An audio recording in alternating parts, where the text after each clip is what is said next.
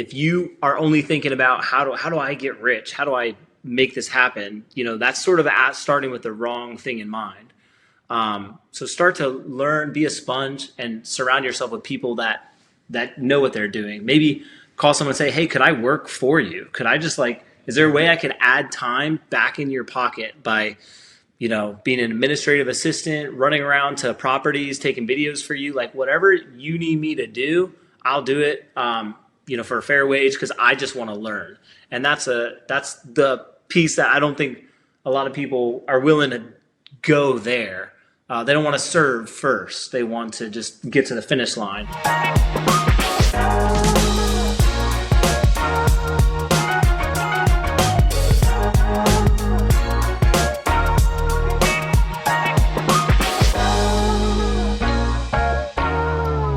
Welcome, listeners. Today, I have the distinct honor and privilege of having two great entrepreneurs on the show today. They happen to be married to each other, Aaron and Keri Rayford out of the Fredericksburg, Virginia area. These guys have a host of enterprises, businesses. They're in the construction business. They have a swim training company. They're real estate investors, parents, family, all of that. And just want to pick their brains a little bit today and find out how they've gotten to be so successful and where they're going to go in the future. Welcome, guys, to the show today. Thanks for having us. Thank you so much.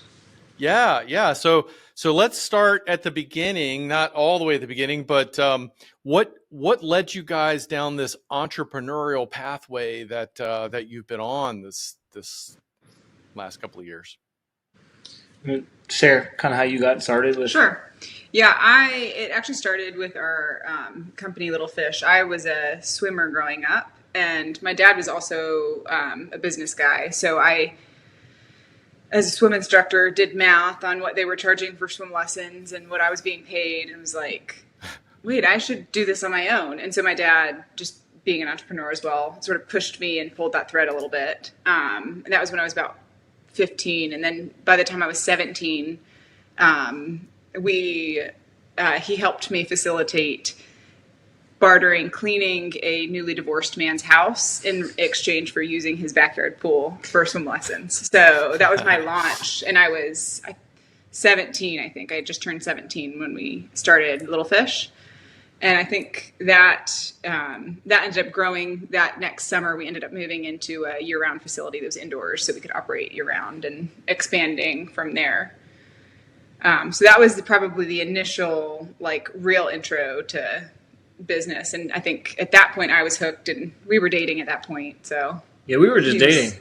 We were in high school. She was pursuing her dreams as, owning her own business and doing something that she loved. And I was just working construction, which I had done every summer in high school with my dad, and learning that trade and learning how to do the stuff around the house, and gaining valuable skills that would serve me later. So I was kind of over here in my world while she was sort of legitimately birthing a business. And so that was kind of the beginning of that journey. Wow. Okay. And so dial the clock forward a few years, your swim business, I know, has become very successful. You're moving into the fourth location, right? We have 3 that are indoor year-round locations, and we have 1 that's seasonal, that is outdoors. It's just in the summertime. That is our 4th. Yeah. Gotcha. We're looking to build more, so hoping to build some indoor facilities as well. So yeah, for sure. And I appreciate that, because I love to swim. My daughter was a year-round swimmer as well. Oh, and nice. I was the guy writing the checks, so I understand how expensive it is. And I actually capped it off with surgeries on 2 shoulders at the end of the career. Oh, wow. Yeah. So anyway, it is what it is, but she's doing great now. I loved swimming and taught her some amazing lessons. And so it was a lot of fun. And then, so Aaron, your construction experience kind of led into a whole business and career there too, right? Yeah, it's interesting the things that you can look back on and see how you were being led on this journey, picking up little skills and tidbits along the way. You don't necessarily have the full picture but you're gaining experience along the way, and then all of a sudden you're like, oh, I know how to do this. So this serves what I'm doing now really well. When we got married, we were looking for a house, and we really wanted to find a good deal and kind of like find something that we could renovate and put a little sweat equity into. And we had somebody that helped us find a house, and it needed a lot of work. It was a dump. It was the carpet was dog, cat hair, just not really livable. But we kind of made that our first home, and I was able to, with the skills that I had picked up, do all the demolition, knock out the walls, stain the, strip the cabinets and paint the cabinets, and do some tile work, do all of the things to the house that we wanted to make it our first home. And that sort of started our home buying experience, understanding purchasing a home, the value of a home, what happens when you buy and fix up a home, and then you own it, and it has increased in value. And then all of a sudden you're like, wait a minute, like this is kind of, something's behind this curtain here. What is it? And so I'm very much the doer. I like to work, and I project manage, and I like to get my hands dirty. I'm also kind of a creative, but my wife is all of the numbers, and has an amazing mind for business and understanding those things. So somewhere in there, after we had been at that first house, we started to kind of explore other options of real estate and sort of discuss what it would look like to kind of take next steps. I'm probably leaving stuff out just because that's what I do, but is that kind of how you remember that transition? Intro to real estate. Yeah, we ended up renting that house out. I think that's what really did it for us, is renting that house out for more than our mortgage was, because we bought in 2009 was our first purchase. It was right after the market crash. Yeah. It was a good time to be buying, low interest rates, all that stuff. And so then we outgrew that house with kids, moved, and were renting, and got double the house. But with the difference in profit that we're making from the rent on that house, our mortgage was less being in the bigger house. So that took us down a journey of moving every 2 years, because we just buy the next house, rent the old one out. Right. And it was, for us, we called that our retirement account, because we were self-employed with the swim lessons business. And that was like, well, if something happened here or the economy tanked, this is our like diversification a little bit. Mm-hmm. So that's sort of how that journey went. And then we started buying a couple investment properties. And then we ended up moving into that as another business with home building and long-term holdings. It's all related. One step kind of leads you to the next, and then opens up another door. So you didn't go to that. Who's the famous guy that teaches no down payment real estate investing? Was it Ron LeGrand? You didn't get that like video growing up. You're like, I'm going to do this. Mm-mm. You just kind of fell into it by living your life, huh? Yeah. And then they had a name for it, like that we were like, wait a minute, this is what we do. We were listening to the Bigger Pockets podcast one year, and it was like they were talking about BRRRR strategy. And we're like, oh, we are doing that and didn't know we were doing it. That's what it is. It has a name, what we're doing. So so we really do believe in that, and encourage other people, young couples, and young people in general, just to pursue home ownership. A lot of people are shy of that, a little scared of that. I guess I would say like my generation and younger sort of are non-committal in that. Maybe it's fear of the crashes and the stories that they've heard, but we've always been a proponent for home ownership and what that can do for someone's life. So it's pretty cool.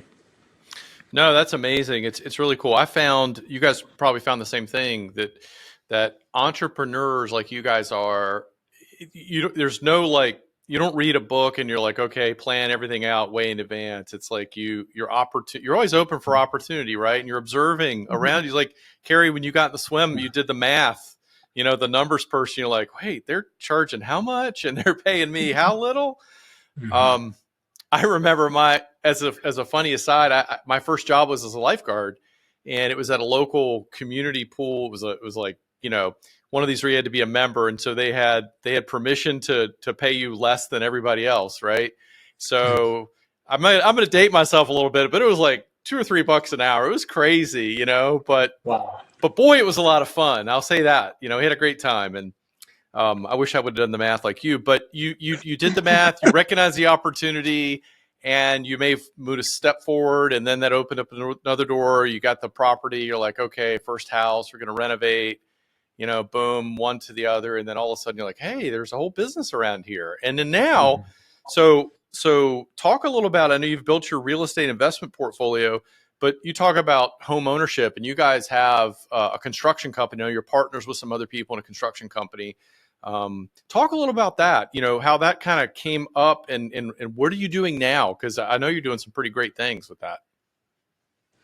Yeah, that sort of the same way. I mean, fast forward, we started to do some investment properties that we didn't live in, and that turned into flipping houses and looking for those opportunities, like you say, and seeing, hey, there's kind of a rundown house over here. Let's see what the scoop is there, and getting good at running the costs of from the construction experience, knowing and having the relationships to know, okay, I can get this plumber in here to do this for this much. And so that gives you a little bit of an edge if you have those relationships when you're estimating those jobs, because that gives you more margin to be able to make it work. Of course, when we first were starting, the margins, we were less concerned about that because we were just like, hey, we would do this for this amount. If we made $10,000, that's going to be life-changing money the for first us time, at that point. Right. If we get 10,000, if we make 5,000, So I guarantee we were buying houses for way more than, like, we did a lot of online auctions at that time, and I remember being like,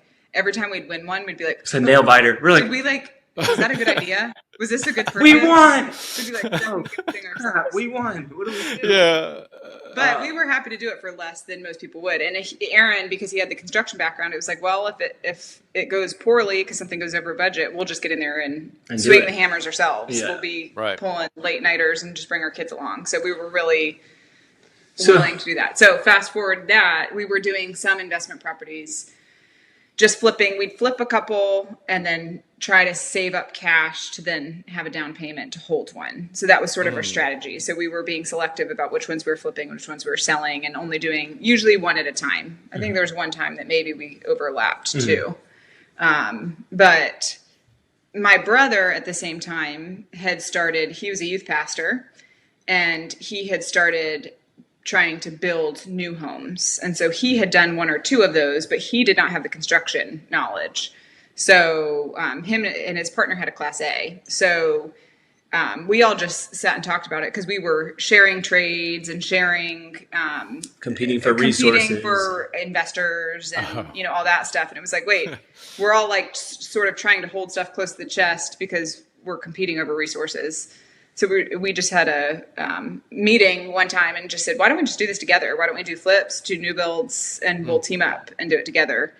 And so that's sort of how Ironwood, our company, was birthed, which started out being a flip-heavy company because that was the season that there were still quite a few foreclosures. That was 2017 is when we started. Mm-hmm. Whereas now we are doing primarily new builds, and most of the flips that we do, we end up holding as rentals. So just because of where the market is, and we're following what is most profitable in the real estate industry. And so that's where it is for us right now. Always changing and being flexible with it. And year one, all flips, now mostly new builds, and in the future, willing to adapt to what's needed. But everybody on the team has a different skill set, a different thing that they like to do in a lane that they like to run in, and that's really cool. And when you get a team together that's like that, then everybody's serving the common goal, and you can do more than just on your own. And we've found that to be true as we've gone on. Not being so isolated and being together actually gives us more resources and more manpower to go farther.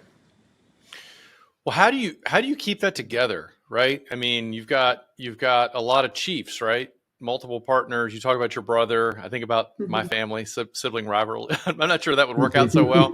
How does that? Is there one person that kind of is the glue, or what does that look like? No, I don't know that there is. I think that we all just serve like different roles. I feel like we've all found sort of like where we fit and are the Mm-hmm. owner of that space. So like Okay. I'm more over the finance. Aaron does most of our marketing and social media stuff, and then our other partner does a lot of the administrative stuff. So it's just that we've all sort of found sort of where our, but we also have good relationship outside of the business. Mm-hmm. So it's, I mean, that comes over the business if there's ever conflict, but Yeah, it's been, and more recently, learning how to communicate and gel the team around our, this was it this year or last year. We set our 1 year, 3 year, and 10 year goals, and then we meet every single week, and we have a format to do that in which we can really make sure we're all rowing in the same direction. And having that meeting has helped us to tick the same way and talk the same way, have a common language and common goals, and understand where each other are at. So that has really served us well in both organizations more recently. Highly recommend, if you feel like you have an organization where everyone's kind of rowing in different directions and you've made a lot of progress, but how do I get everyone to care about the same thing and talk the same way? This particular book that we read really helped with that. This year was really timely. So Mm. just continuing to learn and continuing to grow and being humble. So being humble and giving room for the guy across the table to have their say instead of having to Right. put my word above that. So Mm. No, that's good insight, and you're being maybe a little bit humble too, because I know a little bit about your business. You guys aren't just building a house or two here or there. I mean, you're pretty aggressive with, you're doing a lot of business, right? So I mean, there's a lot of moving parts that are going on, and to be able to hold it together and gel and to have that attitude seems like it might be a competitive advantage for you. yeah, mm-hmm. I think so. That's true. I would say that the team is one of the things that we do have going for us. So Yep. Yeah, yeah, awesome. Well, what motivates you guys? It's probably different for each of us. you answer first, then. I don't, I, I don't know that I have a great answer for that. I am a very like internally motivated individual. I just like really like making something better.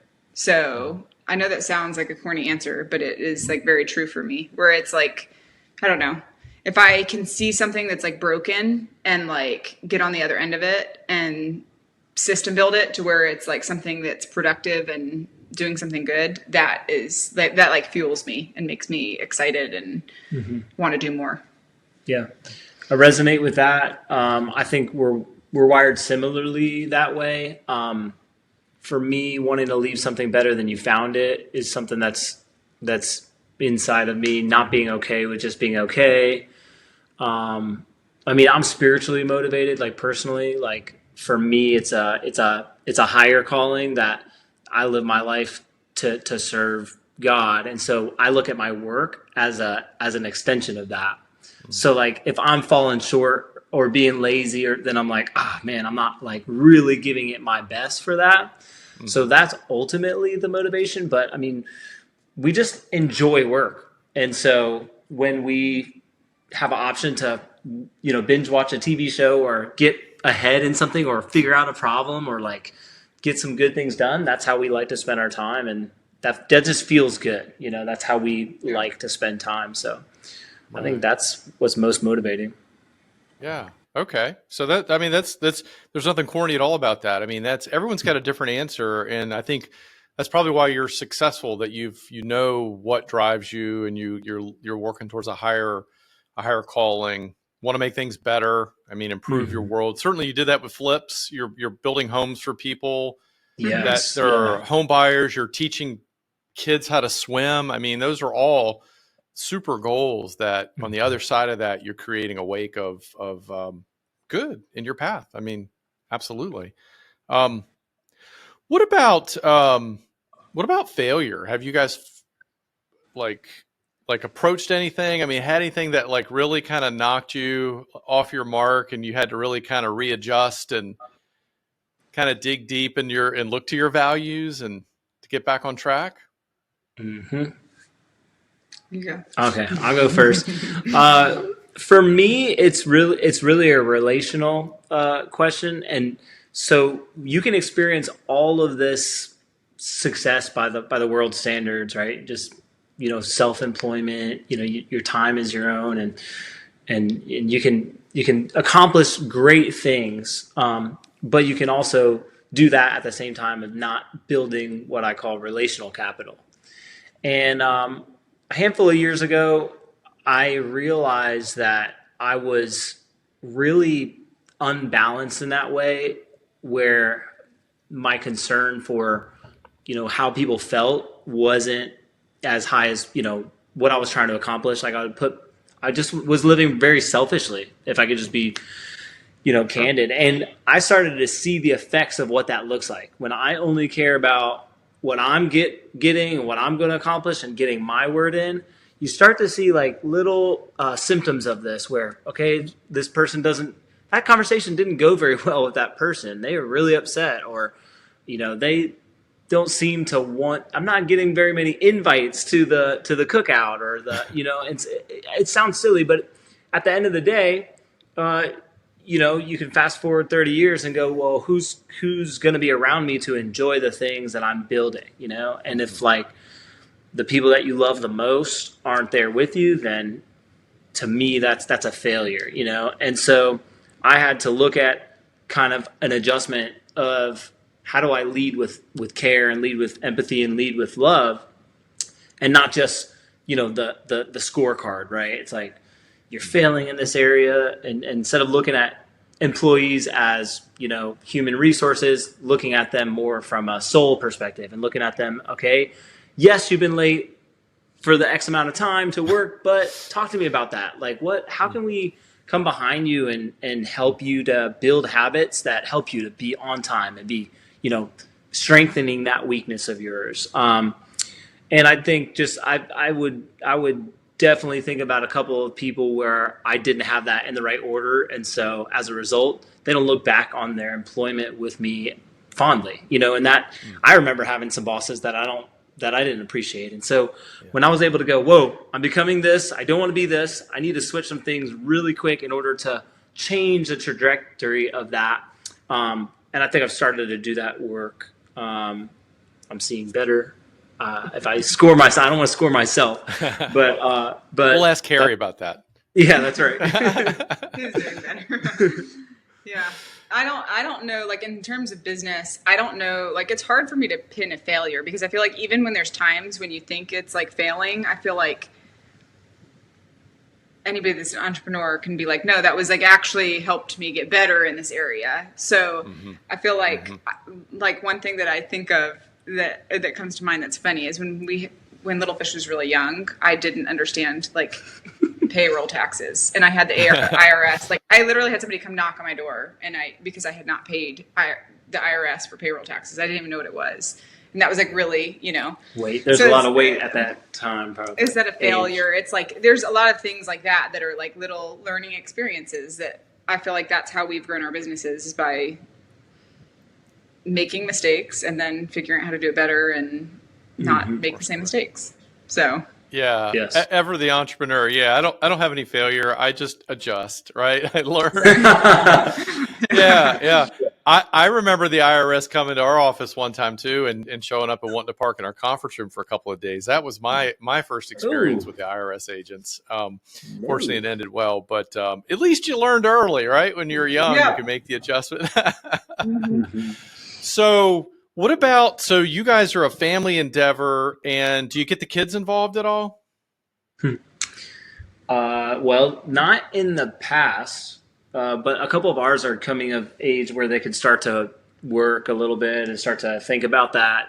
My son's cutting grass now and trying to, make some money that way. And our daughter started to do our online training for our swim instructors and started to want to shadow. So she's taking some time this summer to kind of just dip her toes. But yeah, they are interested in it. The older two. So I think they'll come by it honestly, just from being front and center for all the conversations. We're very open with them about what we do, and but we also spend very much intentional time with them. And so there's a balance of, I can't do this right now because I need to take this call, but they understand that we live a different life than as self-employed individuals.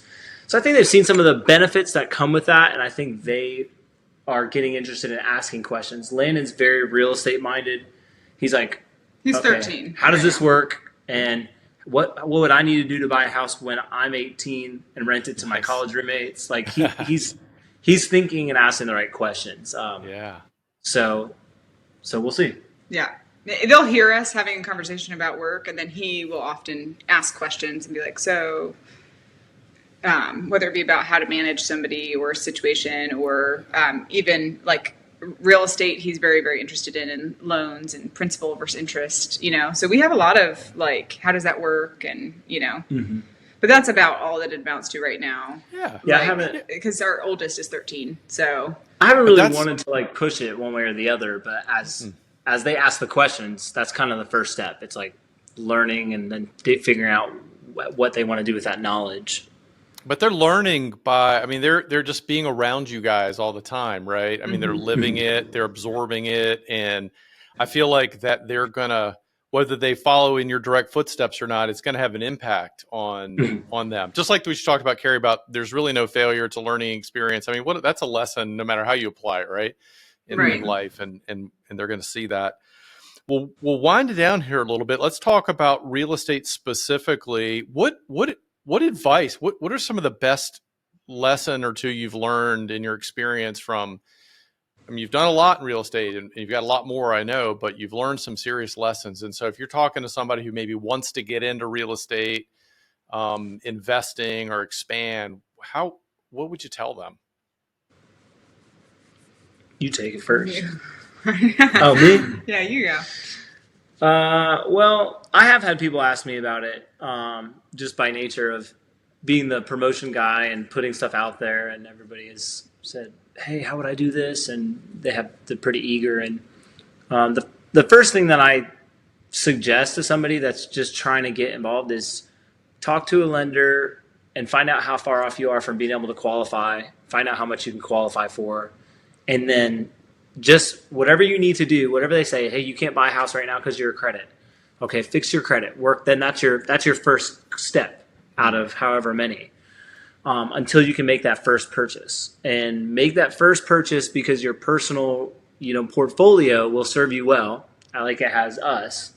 And even if you're not some mogul right off the bat and buying and selling and all this stuff, just you can ride that principle of the fact that if I buy it today, 30 years from now, I'm going to be right side up on that investment.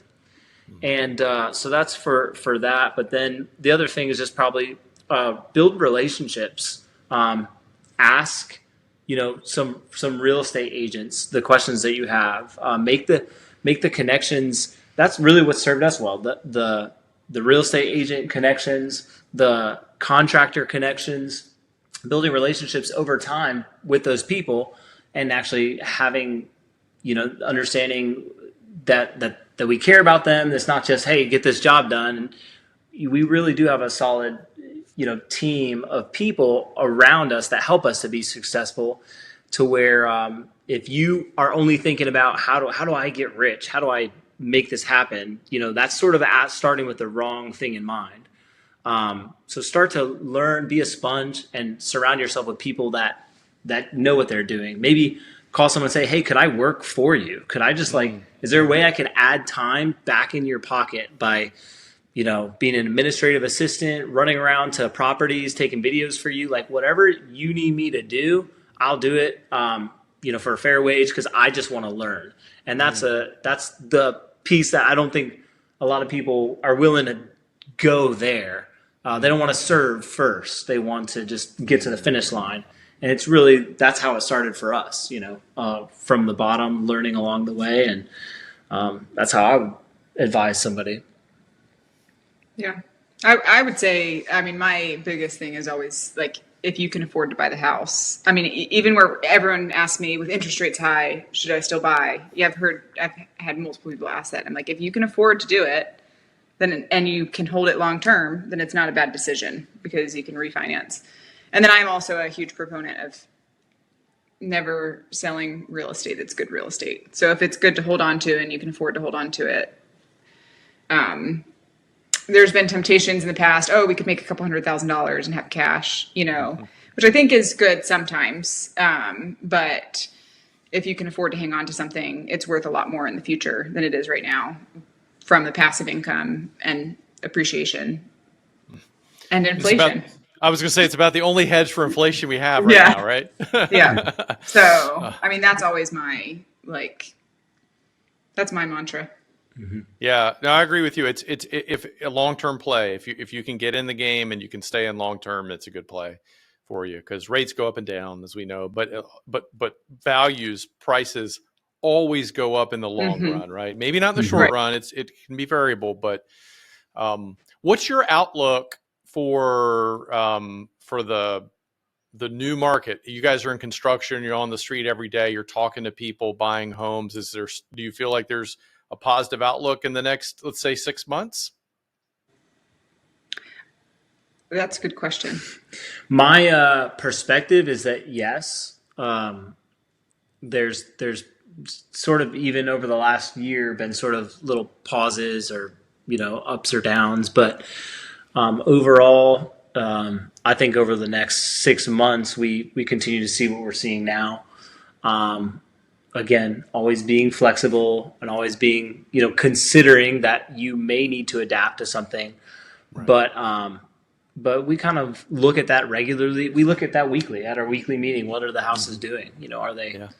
Are we? How many showings are we getting? These are little indications that you can get. If we've got 7 showings a week, that's pretty good. And if we could put a house on the market and it's got multiple offers all beating themselves out over the weekend, then that's a great indication. Yeah. So I would say based on this, just having our ear to the ground right now, that I would predict that over the next 6 months that we stay in a pretty healthy place. Yeah. But I wouldn't want to project beyond that because it's an industry that you just have to be ready. You have to be willing to. You can't be over leveraged and you can't be caught. You have to always have your eyes and ears open, sort of, and be ready to pivot if you need to. Right. No, I think you're right. I think that's wise, and you've got all the members on your team kind of in different spots, kind of looking at it. Right, you're grounded. Yeah. And I think for most entrepreneurs, and particularly in real estate, I think greed is the thing that'll get you in trouble faster than anything. Right. Mm-hmm. And you mentioned it before. Don't try to get greedy. Serve first. If you can do that, and you keep one foot in kind of reality, then I think you're going to be okay, right? You'll navigate the ups and downs, but the long run, no matter what your business is, real estate or swimming or whatever, right? Mm-hmm. So I agree. Anyway, well, that was great. Well, we're already like over time. You guys are a lot of fun. Is there anything you want to add that we didn't ask, or as we wind down? I don't think so. It was great to be able to share some of what we do, and great questions, great prompts. Well, if for any of our listeners that happen to be in the Fredericksburg general area of Virginia that are looking for swim lessons or to buy a house, how can they get in touch with you guys? Yeah, so you can visit littlefishswimming.com. That's our swim lessons company, and we have registrations online so you can see what classes are available. And then for our homes, it's ironwoodhomesva.com. And we've got our models that we build there and can answer your questions from there. Awesome. And we'll get that in the show notes and all that. So we have links and all that jazz. So guys, I really appreciate your time today. This was a lot of fun. I really enjoyed it. Yeah. Thanks for having us. Thanks for inviting us. We appreciate it. Hey gang, just winding down here today. Thanks for listening to the show. And as always, if you need capital to grow your business, you're looking to purchase commercial real estate or build a building or invest in commercial real estate, or you're looking to acquire a business or a competitor, or just need growth capital, we'd love to talk to you. We fund businesses all day long. Our mission is to help entrepreneurs win and to fund their businesses and fund their dreams so that they can make an impact in their community. Reach out to me today. Go to our website, click the button to schedule a 20-minute conversation, discovery call. We'll have a quick conversation, see if there's a need, see if there's a fit, and we can take it from there. The website is VPC, Victor Paul Charlie .capital. That's VPC.capital. All right, there's no .com on that. It's VPC.capital. As always, keep crushing it and hope to see you soon around here. Take care.